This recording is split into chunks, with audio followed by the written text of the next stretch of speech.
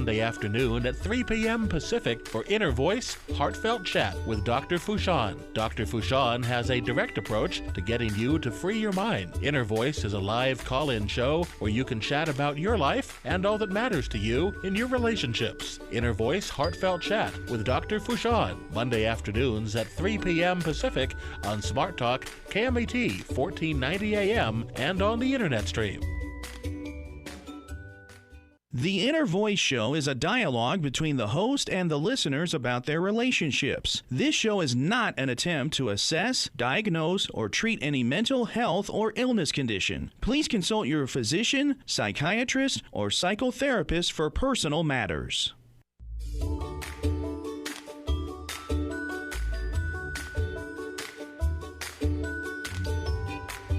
Inner Voice, a heartfelt chat with Dr. Foojan.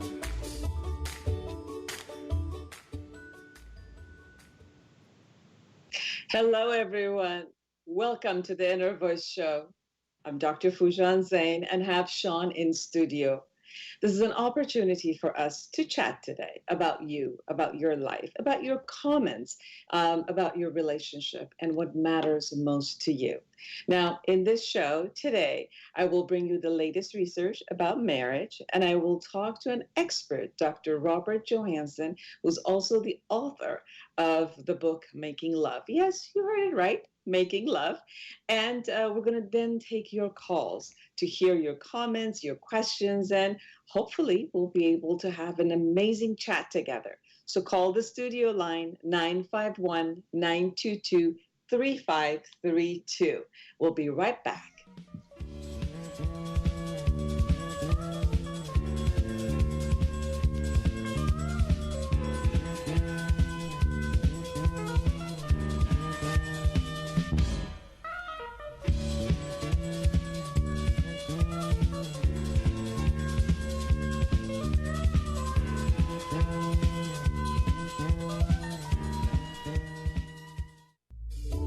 Join the conversation every Monday afternoon at 3 p.m. Pacific for Inner Voice Heartfelt Chat with Dr. Foojan. Dr. Foojan has a direct approach to getting you to free your mind. Inner Voice is a live call-in show where you can chat about your life and all that matters to you in your relationships. Inner Voice Heartfelt Chat with Dr. Foojan, Monday afternoons at 3 p.m. Pacific on Smart Talk, KMET 1490 AM, and on the Internet stream. Were you recently injured in a car accident? Then you need the law offices of Aria Thadakar for your free case evaluation. Don't let the medical bills pile up, and don't let the insurance companies try to settle your claim for a few $100s. Call 714-464-3246. The law offices of Aria Thadakar serves all of California. If they don't win, you don't pay. So call now, 714-464-3246. This is a paid-for attorney advertisement by the law offices of Aria Thadakar of Orange, California.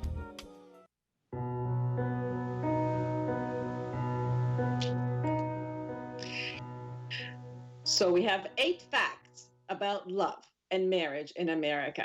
Now, published February 2018 by Pew Research Center, the landscape of relationships in America has shifted dramatically in recent decades, from cohabitation to same-sex marriage to interracial and interethnic marriages. Now, let's go over the 8. So, the first one is love tops the list of Americans' reason to marry. About 88% cited love as a very important reason to get married. 81% making a lifelong commitment and 76% companionship. 30% have their relationship recognized in a religious ceremony, and 28% for financial stability, and 23% legal rights and benefits were all among the very reasons that people wanted to marry. However, being a good financial provider was seen as a particularly important for men to be a good husband or partner. About 71% said it was very important for a man to be able to support a family financially to be a good husband or a partner, while just 32% said the same for a woman to be a good wife or a partner. Now, as far as what helps people to stay married, 64% said having shared interests, and 61% said satisfying sexual relationships. 56% said sharing household chores really helped, especially with fights and for them to have a successful marriage. Now, the second one is half of Americans aged 18 or older were married in 2016, and share that has remained relatively stable in recent years, but is down 9% points over the past quarter century. One factor driving this change is that Americans, particularly men, are staying single longer, maybe because they actually do need to be able to provide. The median age at first marriage had reached its highest point on record, 29.5 years for men and 27.4 years for women. Marriage declined most among those with high school diploma or less education. As the U.S. marriage rate has declined, divorce rates has increased among older Americans. For every 1,000 married adults ages 50 and older, 10 have divorced. Among those age 65 and older, guess what? The divorce rate tripled. Wow. The number of U.S. adults cohabiting with a partner is on a rise. Now, in addition to half of U.S. adults who are married, the number of Americans living with unmarried partners rose 29%. Roughly half of cohabitors are younger than 35, but cohabitation is rising most quickly among Americans aged 50 years and older. Those are interesting numbers. We could actually talk about the reasons of some of this maybe. Now, remarriage is on the rise. 4 in 10 new marriages include a spouse who has said, I do, at least once before. And in 20% of new marriages, both spouses have been married at least once before. Remarriage is more common among men than women. Among previously married men, those who were ever divorced or widowed, and 64% took a second walk down the aisle, compared with 52% of previously married women. One possible reason for this disparity is that women are less interested than men in remarrying. Go figure. Never heard that one before, but that's interesting that the statistics are that. You know, men always think that women are the one who really want to get married. Among previously married women, 54% said that they did not want to marry again. Interesting, compared with 30% of men. So the fifth one is 1 in 6 newlyweds, 17% were married to someone of a different race or ethnicity. This reflects a steady increase in intermarriage. So 11% white, 18% of Black, 29% of Asian, 27% of Hispanic newlyweds married someone of a different race or ethnicity. Intermarriage is more common in certain metropolitan areas as well as in urban rather than rural areas. The sixth one, public support for same-sex marriage has grown in the past 10 years. About 1 in 10 LGBT Americans, 10% of them, were married to the same sex in 2017.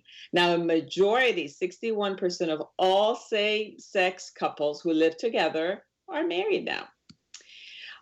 Sizable minorities of married people are members of a different religion, a religious group, and their significant other or identity with a different political party. About 39% of Americans have a spouse who is in a different religious group. Many of these interfaith marriages are between Christians and those who are religiously unaffiliated. Meanwhile, 77% of marriages and partnerships belong to the same 2 political parties. So Republicans with Republicans, Democrats with Democrats. That's probably better now because now they would really have a fight. 8, Americans are increasingly looking for love online. 41% know someone who uses online dating, and 29% know someone who has entered a long-term. Actually, I heard more about 75% of people right now are using online dating. Not necessarily that they got married over it, but they're using online dating. But 29% actually knew someone who has entered a long-term relationship via online dating, and they're not just swiping right into the left and having casual relationships. The growth in online dating can be seen particularly among young adults. The share of 18 and 24-year-olds who use online dating has almost tripled in recent years, especially because there's so many apps out there, which makes it easier for them. So for the most part, people today review online dating very positively. So don't go anywhere. We're going to actually come back with Dr. Robert Johansen. He's a psychologist and the author of the book, Making Love. And then we're going to talk to you. So call us, 951-922-3532. We'll be right back.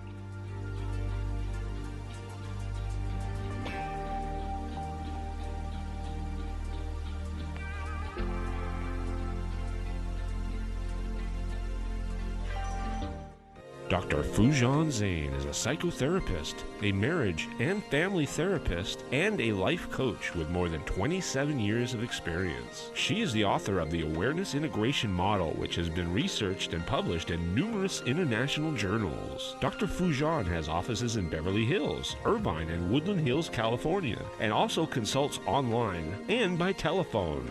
Make an appointment with her today by calling 818-648-2140 or go online to www.foojan.com. That's www.foojan.com. Have you ever wished you could just wake up one day, reach across your nightstand, and hit the life reset button? Let's face it, the struggles and frustrations of everyday life leave millions of women and men around the globe yearning for a new way. And the new way is right here in Life Reset, the awareness integration path to create the life you want by Dr. Foojan Zeine. You can get it now at Foojan.com or Amazon.com. Life Reset, the awareness integration path to create the life you want. You deserve it.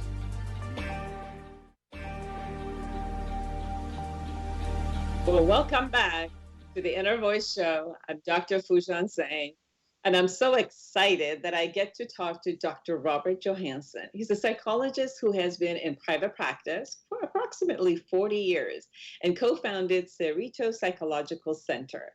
He has taught a range of psychology courses at several Southern California colleges and universities, including UCLA, and he continues to lecture at various seminars, conferences, and workshops, training professionals, therapists, and students. Now, notably, Dr. Johansen presented his treatment model on NPR and at the California Association of Marriage and Family Therapists annual conferences. In collaboration with Dr. Todd Gaffney, Dr. Johansen developed a couples treatment model called Need Management Therapy and wrote the book Making Love, explaining the model.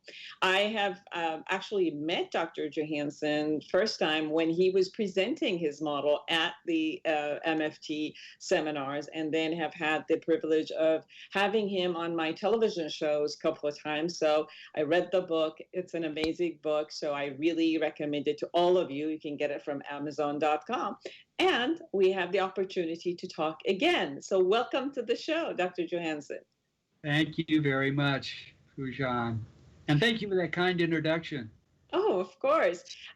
So obviously you work a lot with couples, and you heard a little bit about why is it that people get married and what works for them so that it actually keeps them married, not only keeping them married, but keeping them happily married. You know, people can just be married for years and years and years and kind of tolerate whatever is going on and kind of feel suffocated and then kind of not live in their marriage, but survive their marriage for many years. But you have worked with couples to bring that type of satisfaction and love back into the relationship. So tell us about that. Yeah, you know that we're doing our best to do that very thing. We demand a lot of our intimate relationships. In the book, we write about how very, very complicated the intimate relationship is. It's sort of in a league of its own, shouldn't be compared to any other relationship that we're a part of. when you think about it, it demands contradictory things. On the one hand, we want our relationships to be stable and satisfying and predictable. And yet, on the other hand, we want them to be exciting and passionate and full of lovemaking. And many times, those are two difficult things to put together in the same relationship. And we want it to go on over a lifetime. That puts an enormous... And we want the passionate sex and lovemaking to go on for a lifetime. Exactly. Yes, exactly. Not an easy task. No, it takes a lot of responsibility and accountability from each member to recreate the novelty and the openness and the communication. And, with every day of talking to each other, and because we have to negotiate all day with our mates, and how to do that so that we can not be resentful when we're not going to get our way every time, and to be able to still come connected in that passionate way and love each other every day and every night. Then you have a beautiful way of arranging that communication between couples. Tell us a little bit about that.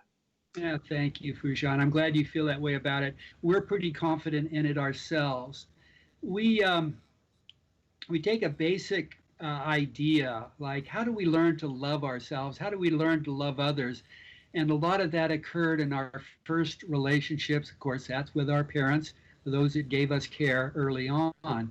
We learned how to relate to self and other. And so we use that basic idea to try and come up with a model for how couples can both create, enjoy, and sustain their closeness, their intimacy over a lifetime. So we've reduced what good parents do to three basic ideas. They are the identification of the child's needs, the underlying validity or legitimacy of those needs, and then how children can grow into those needs and represent them in age-appropriate and socially appropriate ways. Now, that's how it happened in essence, in the earliest relationship. And so we're saying that that's exactly what should happen in the current day intimate relationship. That is, in the presence of the other, in relation to our close, intimate others, we ought to be able to identify our needs. That constructs who we are and maintains a sense of who we are. Intimacy is wonderful. It confers so many fulfillments, but at the same time, it can be notorious for taking us apart as we try to avoid conflicts and keep harmony in our relationships. So this first step of identifying what our needs are is a very crucial one in terms of maintaining a healthy sense of who we are in relation to our partners. The next one is to validate those needs. And we're claiming that most, if not all, of our needs that we bring to our partners are in their most fundamental way legitimate. And given that legitimacy or validity, they should be actively managed. Not to do so is to become someone in relation to our partners that we don't fully like. Robert, although all of our needs are legitimate as we feel them and we want them, I think what can be a bit off is that we have the need, but sometimes we have the expectation that our partner is supposed to know our need and no matter what, fulfill our need at every moment, or we're going to be angry, resentful, and hold them in contempt at all times because they're not fulfilling our expected need. Can you talk a bit about the expectations that we hold instead of kind of, being responsible for identifying, like you said, our needs and how to communicate that to our partner in order for them to be joyous about, fulfilling our needs?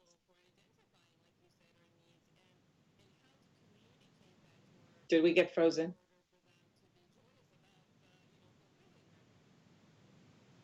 Okay. Well, everyone who's listening, I think we're having some technical going back and forth issues. That's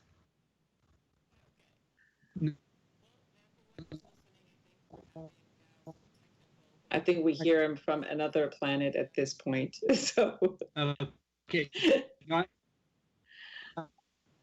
I think that Robert, we're not really. Can you hear us? You Yeah, we're not hearing him very well, and I'm sure that people who are listening, yeah, it's freezing up. So let's do this. Maybe we could talk a little bit while you guys are trying to connect Robert back through a phone line instead of the internet. That very Sean, we can't really hear you.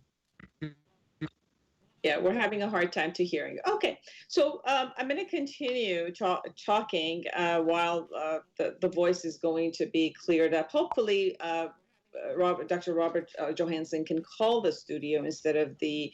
Okay, yeah, I'm calling that would you. probably, that'd be better. Okay. Yeah, you could. That's beautiful. Yeah, if you can call us in, so we could have your presence through the. Beautiful. Okay. All right, Dr. Johansen. So please let us know about your answer throughout because we just couldn't hear any of it. Okay, I'm sorry about that. Okay. So, okay, yes, it's a very good question. It's a very. Now we have double talk, so we have to take away the audio from your thing. Okay, got it. Is that better? Yeah. Okay. Let me take the phone away from the computer. The question's an excellent one, Foojan. You know, as I said earlier, in the fundamental sense, our needs are legitimate.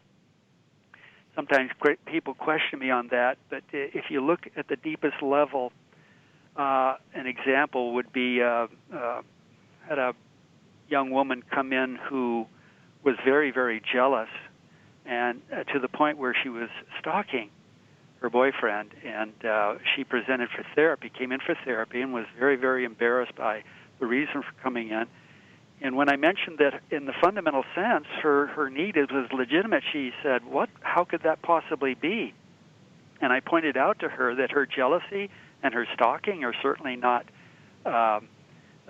good management of a more fundamental need, which was to feel secure, to feel safe, to feel loved, to feel valued. Underneath that stalking lurk those deeper, more fundamental needs.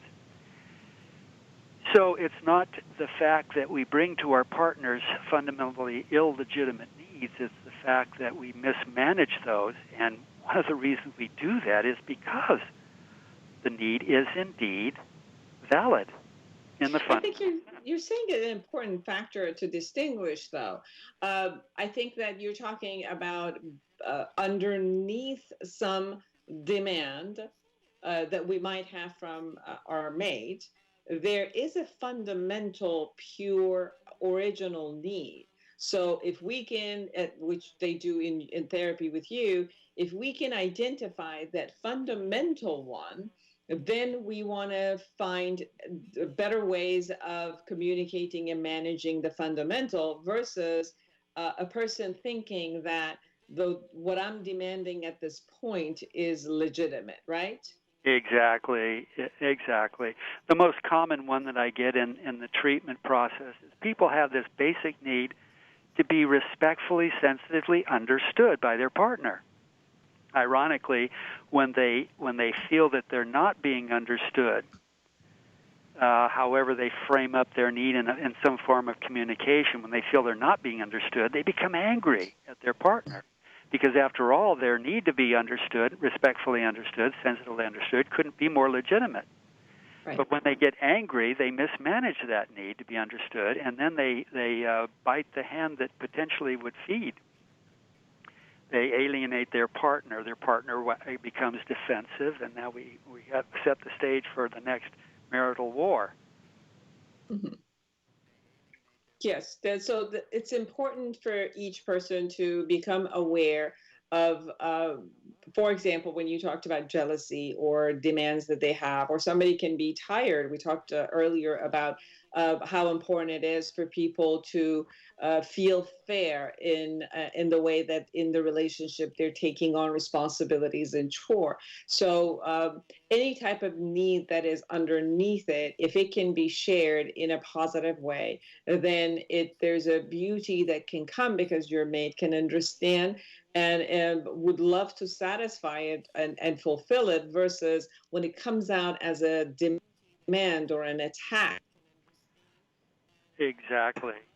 Then the one that needs the understanding for the legitimacy of their communication skills and formula. Yeah. I think we talked over each other there, but I agree. It's not that we bring to our partners illegitimate needs. It's the fact that we mismanage those, and we're tempted to do that because after all, those needs are fundamentally legitimate. If you're my wife and I want your understanding, what could be wrong with that? But how I go arranging for that understanding is crucial. That's what we call poor need management. So we say couples are not having problems because they bring to one another basically illegitimate needs. It's the fact that those needs are being mismanaged that causes couple problems and conflict. And of course, conflict extinguishes passion and closeness. How do you suppose someone can share their needs when they identify it, so that will let the partner know that they need that they want that need to be fulfilled? How do you manage the need? And how do you communicate it? Yes. Yes. Let's suppose again that you're my wife and I need your sensitive understanding about an issue that's very important to me.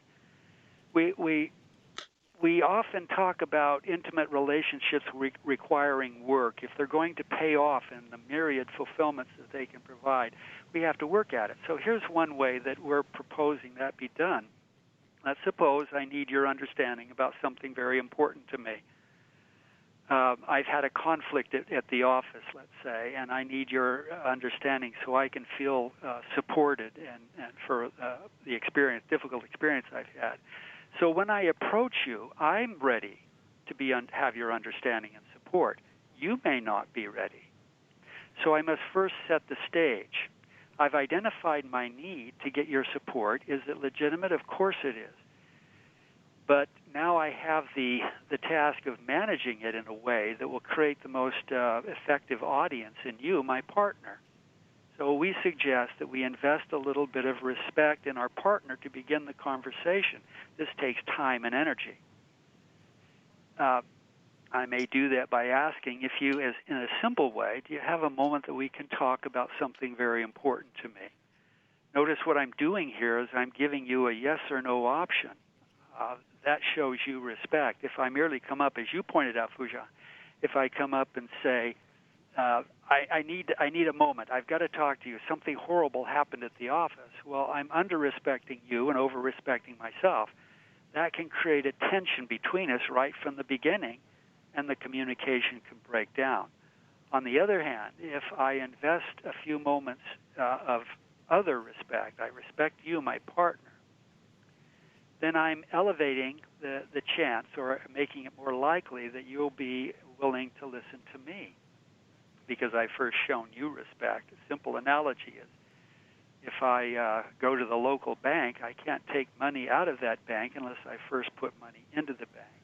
That's right. A simple analogy. So that's the first step in the management of the need. And then the next thing I do is I tell you about how important it is to get your understanding. I might point out the last time that you were able to provide this for me, I was left feeling respected and cared for. What this does is continue the respect of my partner and points out exactly what my partner can do under this similar circumstance to offer their caring understanding. I tell my partner about the crisis I had and how I felt at the time and at the office, a crisis at the office, and then I go on to explain to her how much it means to me to have her understanding. It's a simple formulation, but what's happening here is I'm by expressing the deepest feelings that I have about her listening to me. When you listen to me in a kind, sensitive way, I feel cared for. I feel closer to you. I feel your respect. I feel your support. What I'm doing is I'm getting close to myself. I'm realizing what my deepest feelings are, and I'm expressing them to my partner. That pulls her closer to me. Now, I can say that I will be no closer to my partner than I am first close to myself. I've achieved an intimacy within myself first as a necessary first step to obtaining intimacy with her. Does this take time and energy? It's a mechanical thing of sorts. It's a formula. But when I stay close to that formula, I increase the chances of a good piece of communication between myself and my wife. The other thing I'm doing... You are so right on about this, because most of the research has shown that human beings, as in their genes, they have empathy and they want to be helpful to other people. This is let alone people we love and we choose to be our partners. There's a part of us that always wants to satisfy and get approval from our partners. So when we take the first step of respecting them, in knowing that they have the ability to comfort us, understand us, give us empathy, give us love, because that's why we actually went at the beginning and chose them to be our partner. It's tapping into that part of them so they can listen from the part of their nurturance and love coming to us. So that's how we're actually requesting and setting it up, by tapping into the part of them who will give us love and understanding. Having respected them and us in setting up the space of listening for what's important for us, then we're also respecting ourselves and allowing ourselves to be intimate and vulnerable within ourselves, to be able to share and first say what it is that I want from my partner, which is letting them know that I want your understanding, I want your ears with your heart, and at the end of it, this is what I want, and then begin is where you're saying that we respect both. We're creating intimacy first inside of ourselves, and then extending it to outside to our partner, and that creates a higher probability of that conversation going well, and for us to create and fulfill our needs, right? Absolutely. We're in agreement again, Dr. Zeine, exactly. That need you pointed out for empathy is mediated by chemicals in our brain, and it starts off with our parents. It's a fundamentally legitimate need to be empathized with. A good parent looks over into a child and sees what's there in an empathic, attuned way to what's emerging developmentally. And when the parent attends to that, then that child is learning both who he is and how to relate to others. And so that's why we say in the marriage relationship, the second intimacy, we can call it, similar processes must go on. And when they do, the self gets constructed, it gets put together and maintained in a context where it could easily be erased, because intimacy, as I said, can be very complicated. We want to reduce the strife and the discord and preserve the harmony. And so we can sometimes overdo that and then erase the sense of who we are. So by identifying our needs in this way, we're being empathic to ourselves, as you pointed out, as the original parent was to us, and then recognizing that our needs, say the need to be understood by our partners over some issue, could not be more valid in the fundamental sense. So it must be managed effectively. And then we elevate, as you were pointing out, the probability of getting that need gratified. So what if, Dr. Johansen, there's also actually something that my partner has done, and I am furious. I am angry, and my complaint is about them. And it's my communication is going to be actually confrontational with them, because at that moment, um, I'm pissed, frankly. It's not somebody else I'm pissed at. I'm pissed That's at right. you. So And you know, let's talk a little bit about that. And you have a beautiful, beautiful way of communicating that too. So share that with us. oh, good. That's a good one. I'm glad you brought that up. I would say this to you, that you could not be as upset as you are or were it not for the fact that your need is legitimate at the deep level.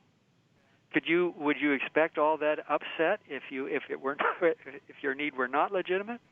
Right. It must be very important to me. Exactly. Now here's the problem. If you manage that need that's so important to you in a way that arouses the defenses in your partner, in other words, you impose a non-negotiated demand upon him for his audience to how you've been offended, then you're going to activate defenses in him. You're going to make him angry back. He's going to defend himself, and now you've lost his audience to the importance of your needs. So the antidote, the remedy to that, is for you to engage in good need management, which begins in this very work-like way where you have to invest some time and say, I could sure use a moment of your time. Now, if you're really upset about it at that moment, you may not be able to do that. It gets a lot harder. So we have a little exercise that we call redoing the history. After your upset has subsided, and it will subside, you come back to your partner and you ask him for a moment of his time, staying close to these steps of good communication. And while it feels impersonal and businesslike, it's far more effective than if you scream your need at him and he becomes defensive, and now you've lost your understanding and support. So you come back after you've settled and you say, I thought about what I said earlier. I was angry with you because I felt that I wasn't being understood. It would mean a lot to me if I could get your understanding. Notice that when I go through this type of communication, I'm talking about myself. Right. I'm making references to myself, and I'm avoiding making negative references to my partner. Once I do that, I lose him or her. Exactly. So what I'm also hearing from you is to be cognizant that no matter how much I have intense emotions or upset about a need that has not been fulfilled by the other person, to still identify what's going on with me and understand that I'm responsible for kind of calming down my emotional outrage and manage, that's what you call more than anything, managing my own state in order to be able to then communicate with my partner what my need is in an appropriate way so that I can get that. But if I just attack the other person, all I'm going to do is to have them also go into an attack mode or taking care of themselves, so they won't be able to hear me. So if I want their listening from me, I have to manage myself before I can actually go to them and have them try to take care of me. We're talking to Dr. Robert Johansen, the author of Making Love book. And if it's okay with you, Dr. Johansen, we're going to go and come back. We're going to listen to some of the other people that need to be on our show. And then we'll come back and talk a bit more about the approach that you have. So don't go anywhere. We'll be right back with Dr. Robert Johansen talking about his method of loving each other and the author of the book, Making Love. I am the wine, shake me loose from this vine. I challenge my enemies, the ones that say... Were you recently injured in a car accident? Then you need the law offices of REF Car for your free case evaluation. Don't let the medical bills pile up, and don't let the insurance companies try to settle your claim for a few $100s. Call 714 464-3246. The law offices of Aria Thadakar serves all of California. If they don't win, you don't pay. So call now, 714-464-3246. This is a paid-for attorney advertisement by the law offices of Aria Thadakar of Orange, California. Join the conversation every Monday afternoon at 3 p.m. Pacific for Inner Voice, Heartfelt Chat with Dr. Foojan. Dr. Foojan has a direct approach to getting you to free your mind. Inner Voice is a live call-in show where you can chat about your life and all that matters to you in your relationships. Inner Voice, Heartfelt Chat with Dr. Foojan, Monday afternoons at 3 p.m. Pacific on Smart Talk, KMET 1490 AM, and on the Internet stream. Have you ever wished you could just wake up one day, reach across your nightstand, and hit the life reset button? Let's face it, the struggles and frustrations of everyday life leave millions of women and men around the globe yearning for a new way. And the new way is right here in Life Reset, the awareness integration path to create the life you want, by Dr. Foojan Zeine. You can get it now at Foojan.com or Amazon.com. Life Reset, the awareness integration path to create the life you want. You deserve it. Dr. Foojan Zeine is a psychotherapist, a marriage and family therapist, and a life coach with more than 27 years of experience. She is the author of the Awareness Integration Model, which has been researched and published in numerous international journals. Dr. Foojan has offices in Beverly Hills, Irvine, and Woodland Hills, California, and also consults online and by telephone. Make an appointment with her today by calling 818-648-2140 or go online to www.foojan.com. That's www.foojan.com. You're listening to Inner Voice Show. I'm Dr. Foojan Zeine, and I'm talking to Dr. Robert Johansen, psychologist and a developer of a model called Need Management Therapy, and the author of the book Making Love. So Dr. Johansen, we were talking about how to create a communication which you actually, not only that you take responsibility to understand your own need and responsibility to take action in creating a setup where you respect the other person, yourself, create intimacy and vulnerability for yourself and the other person in a setup where they can, you can fulfill your own need in the way of requesting. And how do you support the person or the audience who are listening in finding their need and managing it in a better and a healthier way?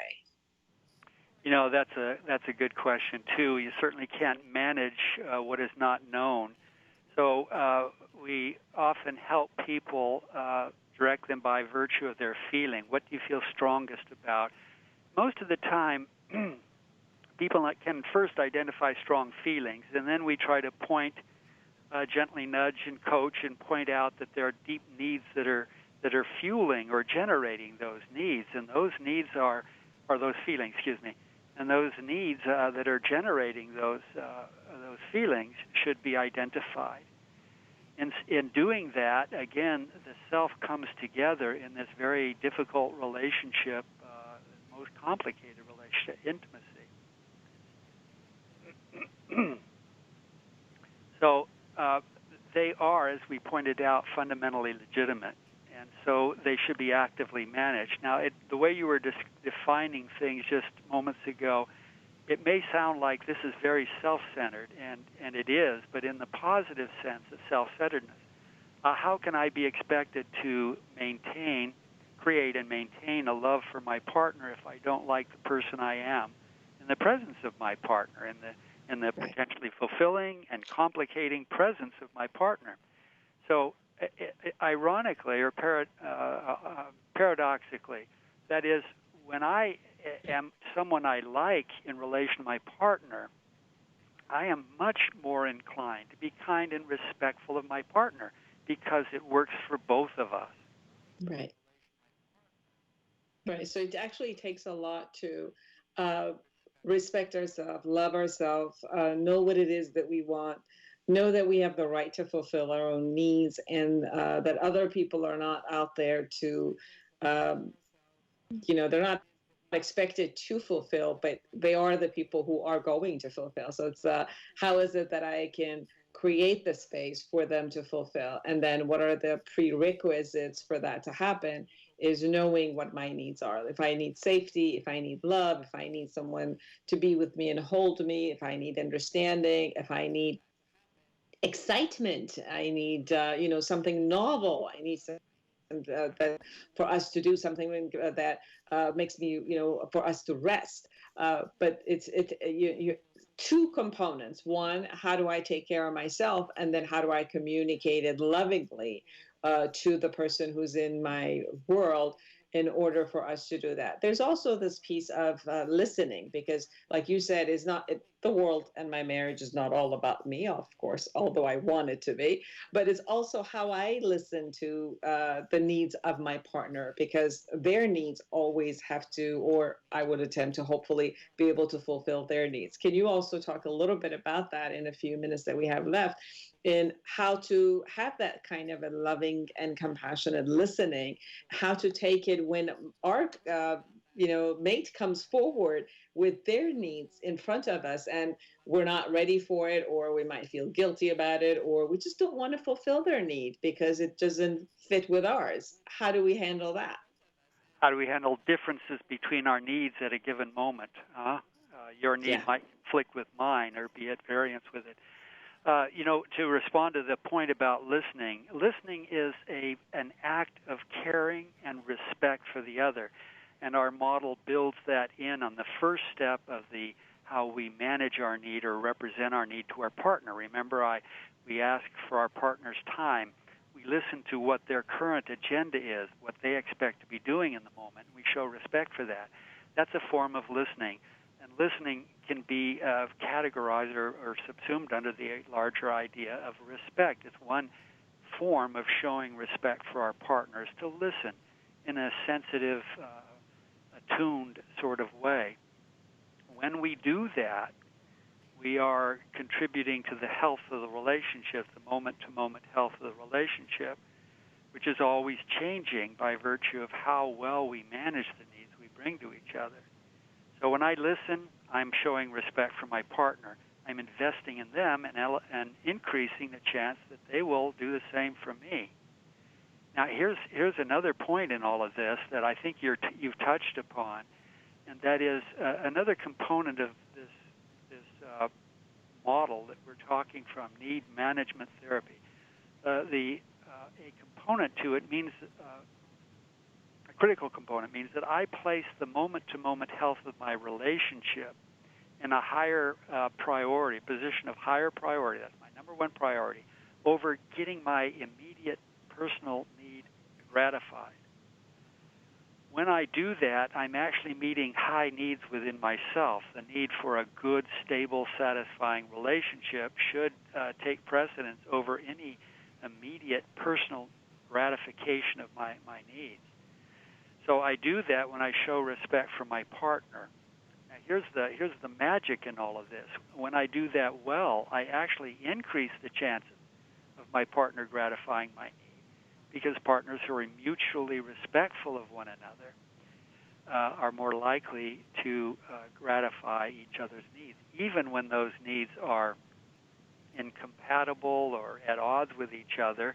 I can still show a respect for the person of my partner, even if we don't share the same interests or the same desires at the moment. We can always enter a compromise and negotiation, because we're trying to keep the self and other scales balanced. We're trying to address the highest priority for both of us, which is the ongoing health of the relationship.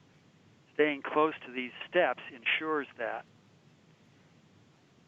I think what I'm hearing from you is the choosing the we is much more important when we are in a relationship than just choosing the I that is just me separated from the we. Because if I choose both of us, then I will respect myself and my needs and my partner, although there might be difference between them, but the attempt of finding the best way that will satisfy both, whether it's a third way or in one situation is theirs and in one situation is mine, is really honoring the us and the we that we've created. But if at every turn I just say, no, my needs are more important and I will go back to what my needs are, then I'm kind of destroying the whole us we union that I created. So then I'm living kind of a single life into a married life, into a partner life. And I have an expectation that I can just live my single person and fulfill my needs and just kind of have my partner having to fulfill mine, while the us and the we is the reciprocation. It's the go back and forth and honoring both of us in there. Yes, that's another good point. When I manage my needs effectively, the only way I can do that is to keep my partner there. And we point out that when I manage my needs well, I don't have to worry about the we, the our, the us, because that takes care of itself. Because in managing my needs well, and I can't manage my partners, I'm not responsible for theirs, not in the direct sense. Of course, I want to support and love my partner to the best of my ability when I'm feeling, ideally, I want to do that. When I'm feeling my best, I'm best positioned to do that. So the good management of my needs makes it possible for me to be more attentive and respectful and caring of my partners. And then the we, the our, the us, is a natural artifact, a natural product of good personal need management. Now I'm making the ongoing health of the relationship my highest priority as I take responsibility for the effective management of my needs. Got it. So it's not that I'm being selfish in managing my need, but managing my need is the area that I do have control over. I can do something about, and it's not only the beginning and the start of all of it, but it encompasses where the us comes into that system. Thank you so much, Dr. Johansen, for being with us, for explaining, for describing the model and how a couple can be together in a way of looking at their needs into the relationship being legitimate. They are in a relationship in order to fulfill, their own needs. That's why they form relationships. And more and more is about the awareness of what those needs are, which most of the time shows up in a different way when we are in a relationship versus when we are a single person. So to honor as the needs show up, to honor how to manage them, how to fulfill them, how to communicate so that it can be fulfilled, and respectfully to ourselves and to our relationship. So how could people find you? Through the book, it's at Amazon, as you pointed out, and I think I have my email address. And we do have our email address in the back of the book. And I'm online at Cerritos Psychological Center, our website. You get a synopsis of the book. Your YouTube Yes. presentation that was published in November of 2000. Yes. January 2015, and then November 2016. You and I have a good conversation in which we lay out our thinking on all of this. Exactly. Thank you so much for being with us.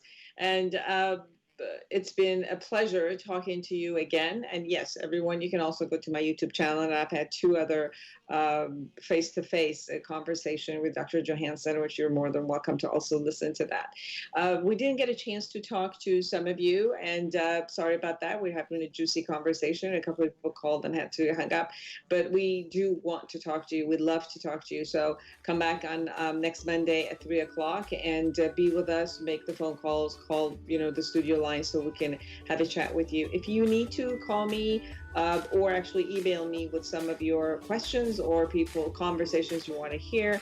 Go to my website, Foojan.com. Remember, there's a beauty into your relationship, and you deserve to have an amazing one, and you're the one who can create it. Take good care of yourself. Bye-bye.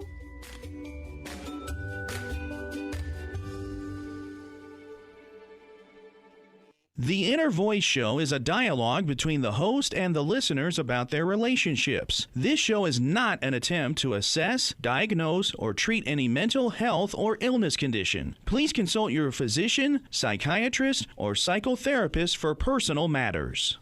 News, talk, and sports for the Inland Empire. AM 1490 KMET, Banning, Beaumont, Redlands. From ABC News, I'm Richard Cantu.